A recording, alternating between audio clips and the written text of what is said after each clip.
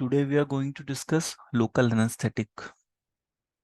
Local anaesthetic क्या करते हैं? बॉडी के किसी भी लोकलाइज्ड एरिया को शून्य कर देते हैं। शून्य करने से वहां पर माइनर सर्जरी परफॉर्म हो सकती है। एनेस्थेसिया क्या होता है? ये पेन के सेंसेशन को कम करता है, नर्व कंडक्शन को ब्लॉक करता है। जब तक एनेस्थेसिया की खोज नहीं हुई थी और पेशेंट पे जब सर्जरी की जाती थी तो दर्द से उसकी जान चली जाती थी। सर्जरी कहीं रही, दर्द की वजह से पेशेंट की जान चली जाती थी। आप इमेजिन करके देखो कि किसी की बॉडी को काट के उसके हार्ट की सर्जरी की जाए और उसको एनेस्थेसिया ना दिया जाए, पेन के सेंसेशन को कम ना किया जाए, तो वो तो सर्जरी का नाम सुन के ही ऊपर चला जाएगा, है ना? तो एनेस्थेसिया की खोज एक बहुत बड़ी खोज रही है। एनेस्थेसिया देने के बाद पेशेंट कोऑपरेट करता है। माइनर सर्जरी है तो लोकल एनेस्थेटिक, और यदि मेजर सर्जरी है तो जनरल एनेस्थेटिक कम यूज करते हैं। एनेस्थेसिया एक ऐसी कंडीशन होती है जिसमें पेशेंट को दर्द का एहसास नहीं होता, पेशेंट के सेंसेशंस कम हो जाते हैं, पेशेंट के सेंसेशन कंप्लीटली रिमूव हो जाते हैं। ठीक है, तो इसके पहले हम देख लेते हैं कि एनेस्थेसिया क्या होता है। उसके बाद एक minute.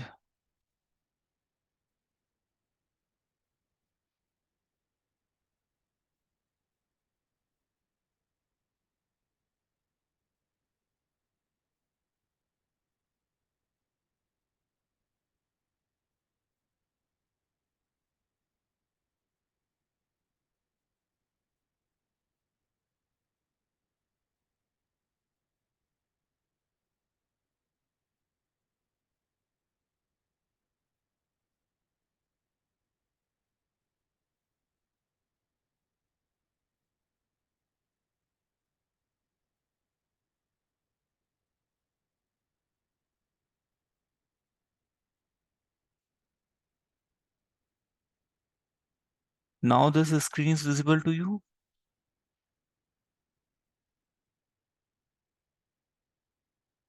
Hello? Yes sir. Yes. Yes sir. Anaesthesia की हिस्ट्री की मैं बात करूं तो आप इस इमेज में देख सकते हो, पहले सर्जरी होती थी तो पेशेंट होश में रहता था और सब काटा पीटी सब चलती थी, लेकिन पेशेंट दर्द की वजह से मर जाता था। तो एनेस्थेसिया की जब खोज हुई तब बॉडी पे मेजर सर्जरी पॉसिबल हो पाई। अब किडनी स्टोन हो गया है, किसी को पथरी हो गई है, सर्जरी से यदि उसको निकालना है तो बॉडी पे कट करना पड़ेगा। अब वो कट से कितना पेन होगा? एक कांटा तो चुभता है तो इंसान की जान चली जाती है। कितना दर्द होता है कांटा कट जाए तो, है ना? तो एनेस्थेसिया में क्या होता है, दो टाइप के एनेस्थेसिया होते हैं। एक तो बॉडी के किसी लोकल पार्ट को शून्य कर दिया जाएगा या पूरी बॉडी को बेहोश कर दिया जाएगा, बॉडी अनकॉन्शियस हो जाएगी। बॉडी की कॉन्शियसनेस चली जाएगी, कॉन्शियसनेस मतलब होश, होश चला जाएगा तो पेशेंट बेहोश हो जाएगा, और बेहोश हो जाएगा तो उसको कुछ पता नहीं होगा उसके साथ क्या हो रहा है ना? तो ऑपरेशन थिएटर में जो परफ्यूशनिस्ट होते हैं, जो एनेस्थेसिया देने का काम करते हैं, वो पेशेंट को एक पर्टिकुलर टाइम के लिए उसकी बॉडी को बेहोश कर देते हैं। ठीक है, ताकि उस बीच में सर्जरी परफॉर्म की जा सके और पेशेंट कोऑपरेट करे।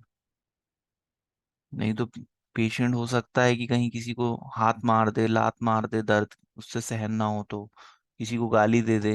ये सारी संभावनाएं हो सकती है। तो गुस्से में आके पेशेंट कुछ भी कर सकता है तो उसको बेहोश कर दिया जाता है।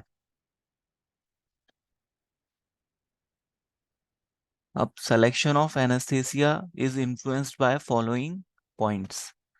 कुछ ऐसी चीजें हैं जिसपे एनेस्थेसिया का ड्यूरेशन डिपेंड करता है। Type and duration of the procedure.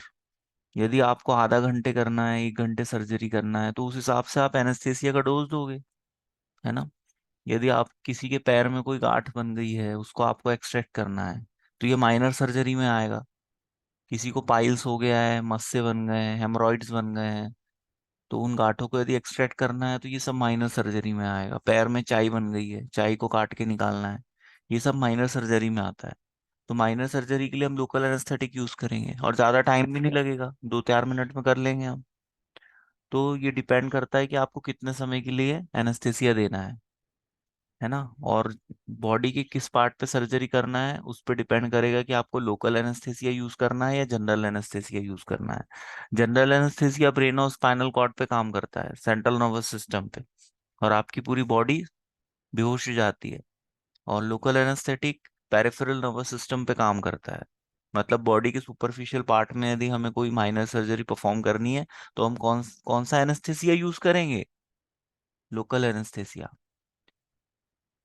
किसी के टीथ में कैविटी का फॉर्मेशन हो गया है, इन्फेक्शन हो गया है, दर्द हो रहा है, अब हम चाहते हैं कि भाई उसका डॉक्टर उसका दांत उखाड़ दे, एक्सट्रैक्ट कर ले टूथ को। तो उसके लिए वो ये it it comes under minor surgery. तो उसके लिए वहां एक इंजेक्शन लगाएगा और पर्टिकुलर उस पार्ट को वो सुन कर देगा, और उसके बाद दांत को निकाल लेगा। या दांत में यदि कोई कैविटी का फॉर्मेशन हुआ है तो उसकी सफाई कर लेगा। वैसे सफाई करेगा तो काफी दर्द होगा। तो टूथ एक्सट्रैक्शन में डेंटिस्ट्री फील्ड में भी इसका उपयोग करते हैं। अब बॉडी के यदि विसरल ऑर्गन की सर्जरी हो रही है तो जनरल एनेस्थेटिक यूज करेंगे। सुपरफिशियल पार्ट की सर्जरी हो रही है तो लोकल एनेस्थेटिक यूज करेंगे। 1 मिनट है ना।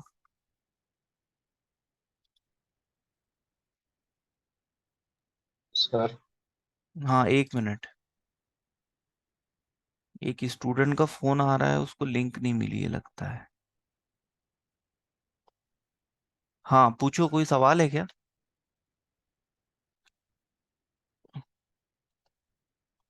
No sir.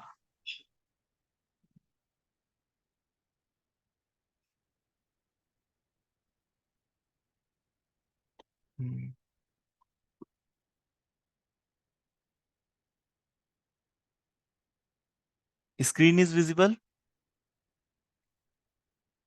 Yes, sir. Yes sir. अब हम एनेस्थीसिया का पर्पस देखते हैं, क्यों दिया जाता है। To produce muscles relaxation, anaesthesia देने पे मसल्स रिलैक्स हो जाते हैं। दूसरा, एनाल्जेसिया प्रोड्यूस होता है। एनाल्जेसिया मींस दर्द नहीं होता, ठीक है। To produce artificial sleep and cause loss of consciousness, इसमें पेशेंट बेहोश हो जाता है तो इट्स लाइक स्लीपिंग, सो जाता है। ये ब्लॉक करता है नर्व के इम्पल्सेस को। आपने फर्स्ट ईयर में एनाटॉमी फिजियोलॉजी में पढ़ा होगा, nerve conduction, polarisation, depolarisation. Nerve का जो मेम्ब्रेन होता है उसमें सोडियम पोटेशियम का इन्फ्लक्स इफ्लक्स होता है, अंदर बाहर जाते हैं, जिससे नर्व में कंडक्शन होता है। तो वो कंडक्शन को ब्लॉक कर दिया जाता है। एक कंडक्शन होता है साइनेप्टिक क्लेफ्ट पे, जहां पर दो न्यूरॉन आपस में कनेक्ट करते हैं। न्यूरॉन का जो टॉप वाला पार्ट है डेंड्राइट्स, ठीक है, जो कि एक्सॉन के एंड पार्ट से कनेक्टेड रहता है। तो जहाँ कनेक्टेड रहता है उसको साइनेप्टिक क्लेफ्ट कहते हैं। वहां पर जो ट्रांसमिशन होता है वो न्यूरोट्रांसमीटर से होता है, फॉर एग्जांपल एसिटाइल कोलिन। तो न्यूरोट्रांसमीटर को भी ब्लॉक किया जा सकता है। नर्व में जो कंडक्शन हो रहा है उसको भी ब्लॉक किया जा सकता है। बस कंडक्शन ब्लॉक हुआ कि ब्रेन तक इंफॉर्मेशन जाएगी नहीं, दर्द का एहसास होगा नहीं, सेंसेशन पहुंचेंगे नहीं। हमारे जो सेंस ऑर्गन्स हैं, स्किन है, आई है, नोज है फॉर स्मेलिंग, ईयर है फॉर हियरिंग, ये सारे सेंस ऑर्गन हमें एक्सटर्नल एनवायरनमेंट से कनेक्ट करते हैं। और हमारी स्किन पे कोई भी टच करे, प्रेशर या हीट, कोल्ड, इसको हम फील कर पाते हैं। तो सर्जरी के दौरान जो कुछ प्रोसीजर हम फॉलो करेंगे स्किन पर, उसका कोई भी सेंसेशन ब्रेन तक नहीं जाना चाहिए, ठीक है। तो सुन्न और बेहोश किया जाता है। इसमें पेशेंट के रिफ्लेक्सेस भी कम हो जाते हैं। जैसे पेशेंट आई क्लोज्ड कर लेगा और कॉपरेट करेगा, या आंख उसकी खुली भी रहेगी तो वो कॉपरेट करेगा। उसको दिखेगा सब कुछ लेकिन वो कोई बॉडी का पार्ट मूव नहीं कर पाएगा, है ना। उसको पता रहेगा कि मैं यहाँ ऑपरेशन थिएटर में हूँ, लेकिन कुछ रिएक्शन नहीं दे पाएगा, वो चाह के भी नहीं दे पाएगा। तो ये डोज पे डिपेंड करता है। और यदि एनेस्थेसिया का ज्यादा डोज दे दिया जाए तो पेशेंट भगवान को प्यारा हो जाएगा। तो एनेस्थेसिया का जो डोज है उसको बहुत ही ज्यादा सेंसिटिव सेंसिटिव होता है, ठीक है। एनेस्थेसिया की स्टेज में पेशेंट को होल्ड करके रखा जाता है, क्योंकि थोड़ा सा भी डोज ज्यादा हुआ तो पेशेंट की डेथ हो सकती है। क्योंकि सेंट्रल नर्वस सिस्टम में ब्रेन और स्पाइनल कॉर्ड आता है, और ऑटोनोमिक नर्वस सिस्टम आपकी बॉडी में heart beat, respiratory centre, respiration को कंट्रोल करता है। अब ये ज़्यादा ही सेड्यूस हो जाएगा तो सांसें रुक जाएंगी, और सांसें ही यदि रुक गई तो फिर पेशेंट कहाँ सरवाइव कर पाएगा। ठीक है, तो ये पर्पस ऑफ एनेस्थेसिया हो गया। अब हम देखते हैं कुछ एडजेसेंट्स हैं जो एनास्थेटिक एजेंट्स के साथ हम यूज करते हैं। सेडेटिव्स, सेडेटिव्स हिप्नोटिक आपने पढ़ा होगा। ठीक है, ये नींद, आर्टिफिशियल नींद प्रोड्यूस करते हैं, कि कोई व्यक्ति इंसोम्निया से पीड़ित है, उसको नींद नहीं आती रातों में, जागता रहता है, तो उसको सेडेटिव हिप्नोटिक देते हैं। अल्प्राजोलम और डाइज़ेपाम, ये मॉलिक्यूल्स यूज करते हैं ड्रग्स। ओपियोड एनाल्जेसिक्स भी यूज किए जाते हैं, जैसे फेंटानिल का इंजेक्शन हुआ और मॉर्फिन हुआ। ये इंजेक्शंस यूज करते हैं जो कि दर्द के एहसास को कम करते हैं। और न्यूरोमस्कुलर ब्लॉकिंग एजेंट भी यूज करते हैं, जो कि मसल्स और स्केलेटल सिस्टम को रिलैक्स कर देते हैं, जिससे बॉडी मूव नहीं कर पाती। रीजनल एनेस्थेसिया भी होता है। रीजनल एनेस्थेसिया में 4 टाइप्स होते हैं। फील्ड ब्लॉक, इसमें क्या होता है, जो ऑपरेटिव फील्ड है उसके आसपास के एरिया को भी सुन्न कर दिया जाता है। नर्व में इंजेक्शन लगा के नर्व को ब्लॉक कर देते हैं। जैसे आपका जो स्पाइनल कॉर्ड है उसमें इंजेक्शन लगेगा और आपके कमर के नीचे का हिस्सा पूरा सुन्न हो जाएगा, आपको कोई भी एहसास, सेंसेशन वहां से नहीं आएगा। इवन किसी का पैर कट करके अलग कर दिया जाए उसकी बॉडी से, वो दिखेगा कि मेरा पैर कट के बॉडी से अलग हो गया है, लेकिन उसको कोई पेन का सेंसेशन नहीं होगा। इपिड्यूरल स्पेस में भी लगाया जाता है, सब अरेचमॉइड स्पेस में भी लगाया जाता है, तो ये रीजनल एनेस्थेसिया है। इसमें कॉम्प्लिकेशंस क्या आते हैं, हाइपोटेंशन की कंडीशन आ जाती है, क्योंकि हार्ट की जो पंपिंग है वो स्लो हो जाती है, क्योंकि नर्वस सिस्टम को सेड्यूस कर दिया जाता है, उसको सप्रेस कर दिया जाता है, जिससे हार्ट बीट स्लो हो जाती है, जिससे हाइपोटेंशन की कंडीशन आ सकती है। हेडेक हो सकता है, और पोस्ट ऑपरेटिव पैरालिसिस हो सकता है, मतलब जो सेंसेशन है वो किसी बॉडी के पर्टिकुलर पार्ट में वापस नहीं आ पा रहे हैं। ऐसा बहुत रेयरली होता है। नौसिया, वॉमिटिंग की फीलिंग आती है, यूरिन रिटेंशन हो जाता है। एनेस्थेसिया देने के बाद में यूरिन पास नहीं हो पाता कुछ समय तक। तो ये इसके कॉमन साइड इफेक्ट्स हैं एनेस्थेसिया के। यहाँ पर आप इमेज में देख सकते हैं किस तरह से एनेस्थेसिया दिया जाता है। एक मास्क लगाया जाता है और धीरे धीरे पेशेंट बेहोश होने लगता है, और ये जो पाइप है इसके माध्यम से वोलेटाइल लिक्विड और गैसेस फॉर्म में एनेस्थेसिया दिया जाता है, ऑक्सीजन के साथ मिक्स करके, नोज और ओरल रूट के थ्रू। और चेक किया जाता है कि अब पेशेंट पूरी तरह से बेहोश हो गया है, उसके बाद सर्जरी, ऑपरेशन शुरू किया जाता है। Anesthesia is a way to control the pain during a surgery or procedure by using medicine called anesthetics. It can help to control your breathing, blood pressure, blood flow, and heart rate and rhythms. This is complete setup of anesthesia. This machine is used. It's very costly. It is available in the operation theater. This is complete setup, जिसमें medicine, medicaments को fill किया जाता है और mask के through patient को दिया जाता है। There are 3 types of anesthesia: general anesthesia, regional anesthesia, and local anesthesia. General anaesthesia में पूरी बॉडी बेहोश हो जाती है, लोकल एनेस्थेटिक में पर्टिकुलर बॉडी का कोई छोटा सा हिस्सा, और रीजनल एरिया में जैसे आपके पूरे कमर के नीचे के हिस्सों को सुन्न कर दिया, इस टाइप से। एनेस्थेसिया में be use to relax you, block the pain sensation, make you sleepy and forgetful. मतलब एनेस्थेसिया के दौरान पेशेंट के साथ क्या हुआ उसको कुछ याद नहीं रहता, और अनकॉन्शियसनेस भी आ सकती है जनरल एनेस्थेटिक के केस में। जिस भी हिस्से में लोकल एनेस्थेटिक यूज किया जाता है वहां की मसल्स में नंबनेस आ जाती है। General anaesthesia act primarily on the brain and central nervous system to make patient unconscious and unaware. It is administered via the patient circulatory system by a combination of inhaled gases। ये मैंने आपको अभी बताया, oxygen के साथ mix करके देते हैं। आईवी रूट से भी दिया जा सकता है। आईवी रूट में बॉटल्स के साथ देते हैं। आईवी जो बॉटल्स आते हैं ना, ग्लूकोज के साथ देंगे, एनएस के साथ देंगे, नॉर्मल सलाइन के साथ, वेन वेन में। देखिए आप यहाँ लोकल एनेस्थेटिक कैसे यूज करते हैं। जैसे ये हाथ में पर्टिकुलर इस पार्ट को, ये देखिए यहाँ पर दिखाया गया है, इस पार्ट को यदि आपको शून्य करना है तो आपने यहाँ पर इंजेक्शन लगा दिया सबक्यूटेनियसली। ठीक है, सबक्यूटेनियस लेयर में आपने इंजेक्शन लगा दिया तो इतना जो पार्ट है यहाँ पर सेंसेशन जा चुका है। तो यहाँ पर हम कोई भी माइनर सर्जरी कट परफॉर्म कर सकते हैं। Local anesthetic is a medicine given to the temporarily stop the sense of pain in a particular area of the body. A patient remain conscious during a local anesthetic. For minor surgery, local anesthetic can be administered via injection to the site of target. A local anesthetic is injected near the specific nerve or group of nerve to block the pain from the area of the body supply by the nerve. अब ये देखो यहाँ image में nerve में injection लगाया जा रहा है उसको शून्य करने के लिए। यहाँ पर एक ड्रग है atracurium. It is a neuromuscular blocking agent used as a adjacent in anesthesia. This medication provides the relaxation of skeletal muscles during surgery.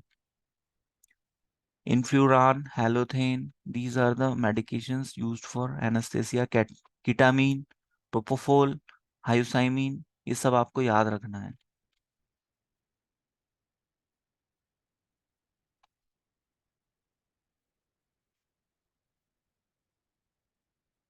Here you can see the stages of anesthesia. There are 4 stages. The depth of anesthesia has been divided into 4 sequential stages. First, second, third and fourth stage. First stage में क्या होता है, एनाल्जेशिया शुरू होता है। Second stage में थोड़ा सा पेशेंट को घबराहट होती है, एक्साइटमेंट आता है। फिर उसके बाद सर्जिकल एनेस्थेसिया की स्टेज में सर्जरी परफॉर्म की जाती है। और मेडुलरी पैरालिसिस की स्टेज में पेशेंट नहीं जाना चाहिए। ये भी एक स्टेज होती है, लेकिन इस स्टेज में यदि पेशेंट चला गया तो उसका बचना मुश्किल हो जाता है। इसलिए कोई पूछे कि भाई सर्जरी कौन सी स्टेज में परफॉर्म की जाएगी, तो थर्ड स्टेज में। ठीक है, ये थर्ड स्टेज में सर्जरी परफॉर्म की जाती है।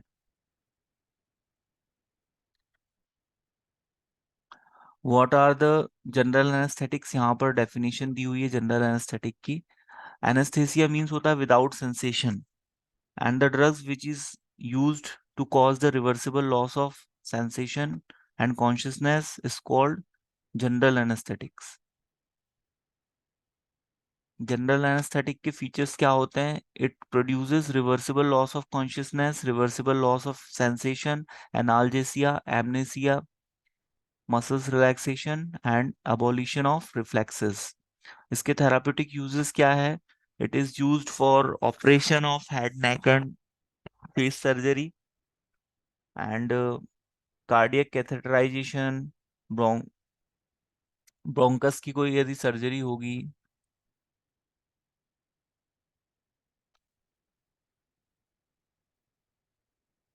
कॉम्प्लिकेशंस मैं आपसे डिस्कस कर चुका हूँ इसके क्या है। अब the cardinal features of general anaesthesia: loss of all sensation specially pain, sleep, amnesia, abolition of somatic and autonomic reflexes, और immobile body and muscles relaxation. यहाँ पर ये स्टेजेस का डिस्क्रिप्शन है, आप देख लीजिएगा। Now this is important, the classification of general anesthetics. General anesthetics is classified into two, inhalation and intravenous. ये रूट ऑफ एडमिनिस्ट्रेशन के बेसिस पे क्लासिफाइड किया गया है। इनहेलेशन के थ्रू गैसेस देते हैं जिसमें नाइट्रस ऑक्साइड आता है, और वोलेटाइल लिक्विड्स आता है जिसमें हेलोथेन और आइसोफ्लूरेन, इनफ्लूरेन आता है। और इंट्रावेनस के थ्रू थियोपेंटोन सोडियम और कीटामीन और प्रोफोफोल, ये इंट्रावेनस रूट से दिए जाने वाले जनरल एनेस्थेटिक्स हैं।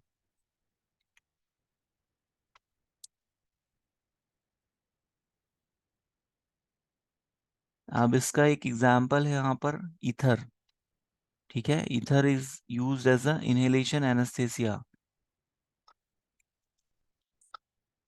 गैसेस फॉर्म में दिया जाता है रिस्पायरेशन के थ्रू, नोज और माउथ के थ्रू।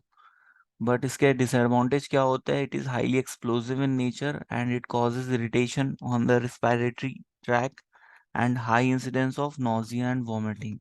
तो यहाँ पर हमने देखा एनेस्थेसिया क्या होता है, लोकल एनेस्थेटिक क्या होते हैं, जनरल एनेस्थेटिक्स क्या होते हैं। लोकल एनेस्थेटिक का क्लासिफिकेशन मैं आपको अभी आगे बताता हूँ, ठीक है।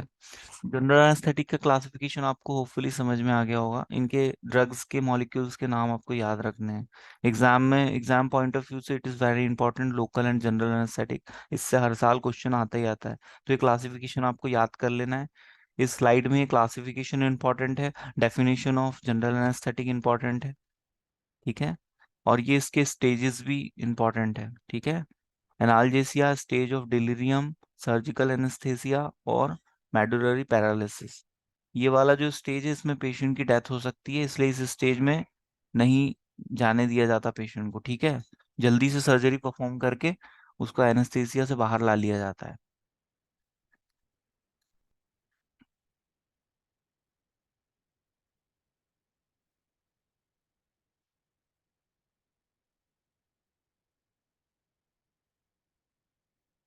अब मैं आपको है ना लोकल एनेस्थेटिक बताऊंगा, ठीक है, उसका क्लासिफिकेशन। इसमें किसी को कोई डाउट हो तो you can ask question. Hello? Sir नहीं समझ में तो नहीं पूरा है आ ना? रहा है। ओके। सर जो आप स्क्रॉल करते हो ना, हम्म। तो उसको थोड़ी देर के लिए रोक दिया करो सर, क्योंकि नोट्स बनाने में फिर होती है। ठीक है ना बेटा, मैं तो आपको वीडियो तो दे ही देता हूँ, है ना। ठीक है अभी ना? मैंने कुछ वीडियोस आपसे शेयर किए थे आपके ग्रुप पे, देखे आपने वो? उसमें तो आप पॉज करके नोट्स बना सकते हैं ना। इसके भी मैं आपको दे दूंगा, ठीक है। यस। अब हम देखते हैं लोकल एनेस्थेटिक। जनरल हमने देख लिया है ना, हमने देखा एनेस्थेसिया क्या होता है, ठीक है। एनेस्थेसिया एक तो हम लोकल पार्ट को सुन कर देंगे, एक तो पूरी बॉडी को बेहोश कर देंगे। मेजर सर्जरी करनी है तो जनरल एनेस्थेटिक, माइनर सर्जरी करनी है तो लोकल एनेस्थेटिक। आपके एग्जाम में पूछा जाता है कि लोकल और जनरल एनेस्थेटिक में क्या डिफरेंस होता है, वो भी मैं आपको स्लाइड में अभी बताऊंगा। Screen is visible to you? Hello? Yes, sir. Okay. Now we see the definition of local anesthetic. Local anesthetics are the drugs that are used to prevent and relieve pain in specific region of the body without loss of consciousness. इसमें consciousness का loss नहीं होता. They act by reversibly blocking the nerve conduction. Now the mechanism of action is it alters the potential of nerve membrane. बताया था आपको, sodium और potassium ion का जो एक्सचेंज होता है उसको ब्लॉक कर देता है, चैनल को ब्लॉक करके। It alter the nerve firing, decrease the rate of depolarization and prolonging the rate of repolarization। कुल मिला के नर्व सेल पे काम करता है और कंडक्शन को ब्लॉक कर देता है। पर एग्जाम में थोड़ा सा क्या आपको लिखना पड़ेगा हिसाब से। This is important, the classification of local anaesthetic on the basis of chemical structure, on the basis of functional group which is present in the chemical structure, ester type, amide type। Ester type का example है cocaine और benzocaine. Amide type का example है xylocaine, lignocaine, lidocaine. और miscellaneous में आता है phenol और यूजिनॉल। यूजिनॉल लौंग का जो तेल होता है ना, वहां से आइसोलेट करते हैं इसको। और आपने देखा होगा लोगों की दाढ़ में दर्द होता है तो लौंग के तेल का वो कॉटन में लगा के रख लेते हैं, देखा है? तो वो दर्द के एहसास को कम करता है। तो eugenol is active chemical constituent of लौंग, ठीक है। अब यहाँ पर आप डिफरेंस देख सकते हैं लोकल और जनरल एनेस्थेटिक में। लोकल एनेस्थेटिक कहाँ काम करते हैं? पेरिफेरल नर्वस सिस्टम पे। General anaesthetic central nervous system पे। जनरल एनेस्थेटिक में क्या होता है, पेशेंट अनकॉन्शियस हो जाता है और उसकी पूरी बॉडी पे काम करता है, मेजर सर्जरी परफॉर्म करते हैं। और जो पेशेंट नॉन कोऑपरेटिव नेचर के होते हैं, जो कोऑपरेट नहीं करते सर्जरी के लिए, तो उनके लिए बेस्ट है ये। लेकिन जिन पेशेंट की हेल्थ सही नहीं है उनके लिए थोड़ा रिस्की हो जाता है। और ये जो वाइटल फंक्शन है इनकी केयर करना बहुत जरूरी हो जाता है जनरल एनेस्थेटिक के केस में। क्योंकि हम क्या है, सेंट्रल नर्वस सिस्टम को सेड्यूस कर देते हैं, उसको हम सप्रेस कर देते हैं। तो ये लोकल और जनरल एनेस्थेटिक में डिफरेंस है, एग्जाम पॉइंट ऑफ व्यू से इंपॉर्टेंट है, इसको आप थोड़ा देख लेना, ठीक है।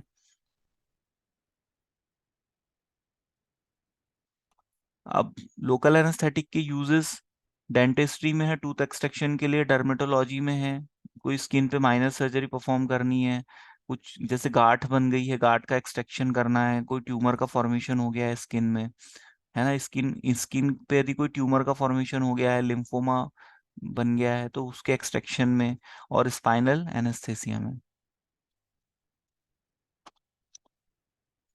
Ideal properties of local anaesthetic, ये नॉन इरिटेंट होना चाहिए और टिश्यू को डैमेज नहीं करना चाहिए, इसमें सिस्टमिक टॉक्सिसिटी नहीं होनी चाहिए, रैपिड ऑनसेट ऑफ एक्शन होना चाहिए, और वाटर सॉल्युबल होना चाहिए ताकि इसका बॉडी से इजीली एक्सक्रीशन हो जाए, और स्टेरिलाइजेशन इसका पॉसिबल होना चाहिए हीट के थ्रू, और विदाउट, और इसका कोई भी बाद में मसल्स पे इफेक्ट नहीं पड़ना चाहिए। पता चला सेंसेशन चले गए तो आ ही नहीं रहे हैं लंबे समय तक, है ना, या मसल्स में वहां पर नमनेस लंबे समय तक बनी हुई है, ऐसा नहीं होना चाहिए।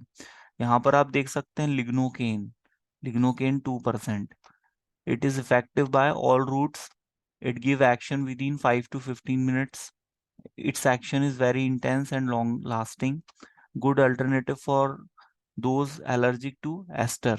मैंने आपको बताया दो टाइप के होते हैं, तो लिग्नोकेन जो है वो यूज कर सकते हैं यदि कोई एस्टर के लिए एलर्जी शो करता है। पर्टिकुलर कोई पेशेंट को किसी ड्रग से यदि एलर्जी है तो हम उसको ड्रग चेंज करके देते हैं। और यदि इसका ओवरडोज हो जाए तो उससे क्या साइड इफेक्ट सामने आ सकते हैं?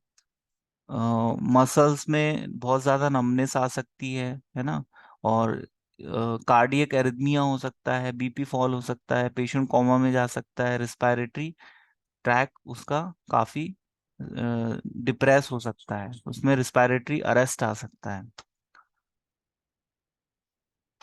और ये इंजेक्शन फॉर्म में अवेलेबल है, टॉपिकल सॉल्यूशन, जेली और ऑइंटमेंट के फॉर्म में भी अवेलेबल रहता है।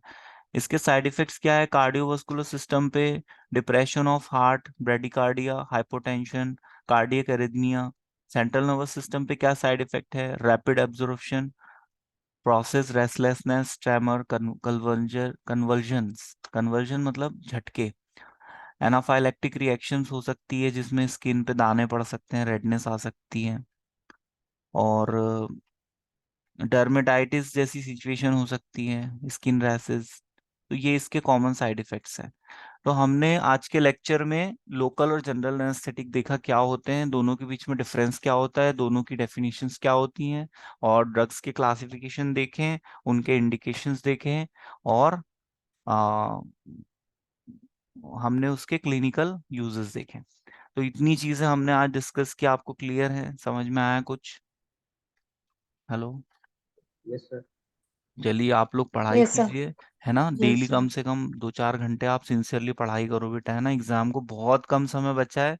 मैं नहीं चाह रहा कि कोई भी स्टूडेंट फिर से पेपर दे, फिर से फॉर्म भरे और फिर परेशान हो, दूर से आए, रिजर्वेशन कराए, रहने की यहाँ पर व्यवस्था कराए।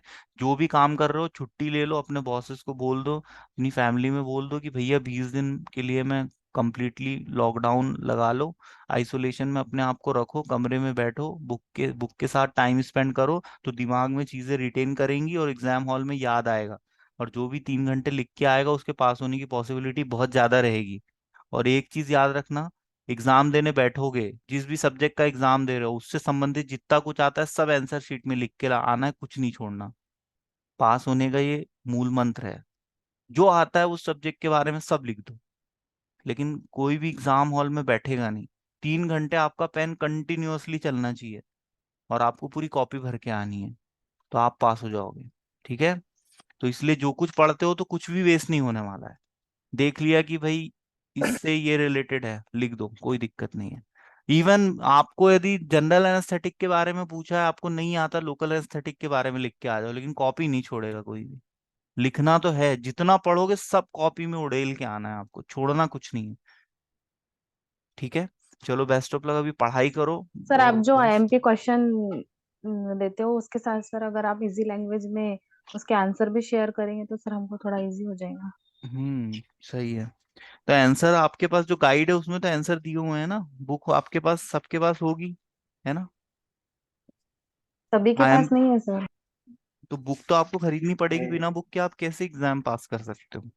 और सर बुक में थोड़ा सा लेंदी रहता है तो। नहीं तो आपको एरो एरो एरो खरीदनी में चाहिए ना। एरो में तो काफी शॉर्ट एंड स्वीट दिया हुआ है। और वैसे भी एरो में भी बहुत ज्यादा दिया हुआ है, उतना भी आप एग्जाम में लिख नहीं पाओगे। आप जब एरो से पढ़ना शुरू करते हो तो आप मतलब जो चीज समझ में नहीं आ रही छोड़ दो, कोई दिक्कत नहीं है। 10 10 ड्रग के नाम दिए हुए हैं। अरे भाई चार समझ में आ रहे हैं, चार ही याद करो, चार ही लिख के आना, हो जाएगा काम। ठीक है। अब सर आपसे जैसे पूछे लोकल एनेस्थेटिक, अब आपको दो चार ड्रग के नाम तो याद रहेंगे ना भाई, जाइलोकेन, लीडोकेन, है ना, प्रीलोकेन, कोकेन। ठीक है। इस टाइप से मतलब उसको याद रखो। जनरल एनेस्थेटिक के नाम अभी मैंने आपको बताया, जैसे बताओ एक आध कोई याद आ रहा हो तो, प्रोपोफोल, कीटामीन, थियोपेंटल सोडियम, है ना। तो कम से कम तीन नाम तो लिख के आना डेफिनेशन के साथ, तो बिल्कुल नंबर मिलेंगे। वैसे भी आप डिप्लोमा कर रहे हो, ज्यादा टेंशन लेने की जरूरत नहीं है, एग्जाम में आपको लिख के आना जरूरी है बस। ऐसा कुछ बहुत स्पेसिफिक आपसे नहीं पूछते कि भाई बताओ प्रोपोफोल का डोज क्या है, ऐसा कोई नहीं पूछेगा, है ना। बस जनरली जनरल क्वेश्चन आते हैं, what is local anaesthetic, classify with examples, ऐसे क्वेश्चन तो आते हैं। बस लोकल एनेस्थेटिक के बारे में जितना आता सब लिख दो, जो नहीं पूछा वो भी लिख दो यदि ज्यादा नंबर में आए हैं तो, है ना। यदि कोई क्वेश्चन ज्यादा नंबर में आए हैं तो उस क्वेश्चन वो क्वेश्चन आपसे ये चाह रहा है कि भाई आप जो मर्जी आए वो लिखो, लेकिन इसको लिखो, है ना। अब आपसे कोई पूछ ले what, discuss the local anaesthetic 16 number में। अब क्वेश्चन तो डिस्कस द लोकल एनेस्थेटिक, लेकिन 16 नंबर का है तो सब लिखना पड़ेगा, क्लासिफिकेशन भी लिखना पड़ेगा, आइडियल प्रॉपर्टी भी लिखनी पड़ेगी, ड्रग्स के नाम लिखने पड़ेंगे, है ना। लोकल और जनरल एनेस्थेटिक में अंतर भी लिख के आ जाना लगे तो मैं तो बोल रहा हूँ कि जनरल एनेस्थेटिक भी थोड़ा समझा देना, कोई दिक्कत नहीं, है ना। तो ऐसे करके आपको लिखना है। तो आपका ये जो पहला यूनिट है इसका मैंने रूट ऑफ ड्रग एडमिनिस्ट्रेशन कल आपसे शेयर किया था, आप लोगों ने देखा वो वीडियो, किसी ने पूरा? हेलो। सर नहीं देखा वाला। तो वो वीडियो देख लेना, वो इंपॉर्टेंट है इसलिए मैंने उसका वीडियो बना के डाला है। हर साल पूछते हैं route of drug administration, oral route, parenteral, है ना, इनहेलेशन रूट। थोड़ा सा उसको देख लेना या बुक से पढ़ लेना। हाँ सर। चलो ठीक है फिर, कल मिलते हैं हमें ना, इसी टाइम पे। सर हाँ। ये जो हॉस्पिटल एंड क्लिनिकल फार्मेसी में इनके क्वेश्चन है एडवांटेजेस एंड डिसएडवांटेजेस ऑफ एचईआर, तो सर ये ईएचआर है ना? क्या? मतलब ये हमने आपको फोटो भी सेंड किए थे, हम्म। ये एचईआर है इनके, मतलब एडवांटेजेस एंड डिसएडवांटेजेस लिखना है। हम्म। तो सर ये क्या है क्वेश्चन? बेटा मैं पहले भी किसी ने मुझसे पूछा था, मैंने आपके जो पेपर सेट किए हैं हम्म। वो नहीं छपे हैं, किसी किसी और ने वो पेपर बनाए हैं और मुझे वो नहीं पता क्या किस हिसाब से क्वेश्चन दिए हैं, वो आउट ऑफ सिलेबस भी हैं और वो मुझे समझ में नहीं आ रहा है। मैंने वो पेपर बनाया नहीं। नहीं पूछे थे सर। मैं आपने सर से पूछ तो पूछे थे तो वो बोले कि आउट ऑफ सिलेबस नहीं है बोले। आउट ऑफ सिलेबस, मैंने तो कुछ क्वेश्चन देखे तो मुझे ऐसा लगा कि आपके सिलेबस में नहीं है, इसीलिए। जी सर, सर ने बोले थे ऑनलाइन ढूंढ के लिख लो, बोलते जैसे दिख रहा है वैसे। तो मैंने ऑनलाइन। उनको ये कहा था कि जो भी क्वेश्चन में बच्चों को इशू आ रहा है वो चेंज कर दो उठा के सीधे, दिक्कत क्या है, इतना बड़ा सिलेबस है, कोई और दूसरा क्वेश्चन दे दो।